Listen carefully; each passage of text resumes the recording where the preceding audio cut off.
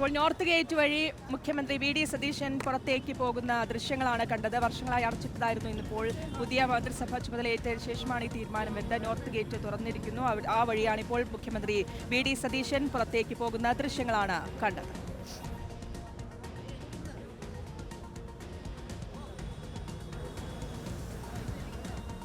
വർഷങ്ങളായി അടച്ചിട്ടതായിരുന്നു north gate.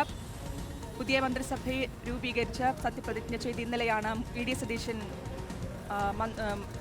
സർക്കാർ അധികാരത്തിലേറിയത്. ഇന്നിപ്പോൾ നോർത്ത് ഗേറ്റ് തുറന്നിരിക്കുന്നു. ഈ ഗേറ്റ് വഴിയാണ് ഇപ്പോൾ മുഖ്യമന്ത്രി വി ഡി സതീശൻ പുറത്തേക്ക് പോകുന്ന ദൃശ്യങ്ങളാണ് പ്രേക്ഷകർ കാണുന്നത്.